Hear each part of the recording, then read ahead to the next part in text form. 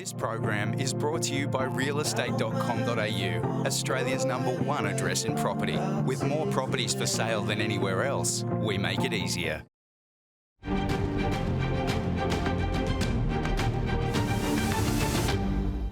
Welcome back. Let's take a look at the weekend's auction results. Nationally, there were 1,230 auctions with a clearance rate of 61%.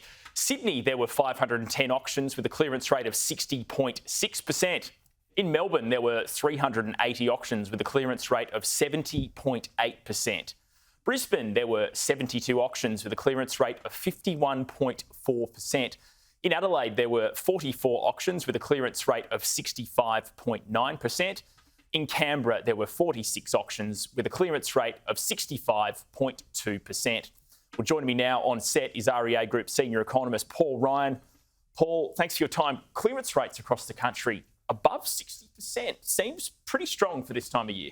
Yeah, absolutely. We're going to kind of winter where we don't normally expect really strong clearance results. And those numbers are holding up. We're getting Melbourne above 70%. We've had Sydney above 70% in the last few weeks as well. I'd classify these auction markets as still really strong. So buyer demand clearly holding up. Buyers appear to be confident, at least, bidding for properties. That's what we're seeing. We're seeing really strong buyer demand, and that's being focused on the relatively low amount of available stock. That's leading to these really strong numbers in prices. Over the weekend, you released your June property price report. Prices nationally across the country up, I think, about 0.3% during the month. Seems reasonably good. Yeah, we've seen this persistent price growth all year. We've seen prices up 2.3%. Prices have grown for 6 months straight now nationally. And really, that's a big reversal from what we saw in 2022, where prices were going the other way.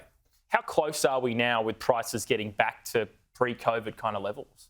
We're only nationally less than 2% from that post-COVID peak. So we're likely to hit that late this year if price growth continues at this rate. And what are some of the cities or regions across the country where prices have grown the most over the past 6 months? We've seen big boom. Sydney is really leading this resurgence in prices. Prices are up 4.5% from late last year in Sydney. Prices are still down 3% from their post-COVID peak. But what we're seeing is a big reversal of the trends we saw last year. We're seeing the expensive markets of Sydney, northern beaches, eastern suburbs, places like that, really lead this price recovery. What about the regional parts of Australia? How are they faring? So we've seen regional markets have been broadly flat this year. So we haven't seen the property price growth we've seen in the capitals. And regional prices are really close to peaks now. They haven't really seen the downturn that we saw last year. We've just seen real stability in regional markets. Rates are likely to go up again at some point. Could be tomorrow, could be next month, could be the month after that. Could those higher interest rates lead to a bit of a sort of flatlining in property prices?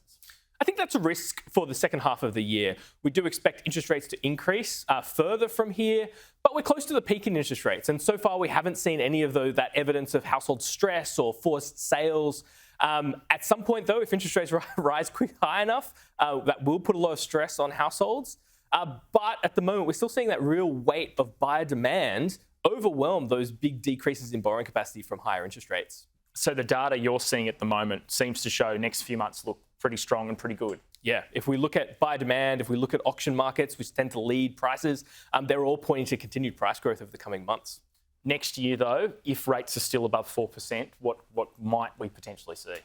Yeah, difficult to predict.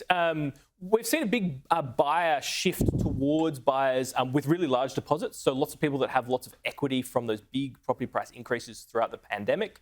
Whether we run out of those buyers and we end up with more kind of price-conscious buyers with lower deposits who are more exposed to interest rate increases, that could lead to kind of these price increases reversing next year. We'll have to see. RBA tomorrow, what's your prediction? This is a really tough one. I think it's 50-50 on amongst forecasters whether they'll hike or pause.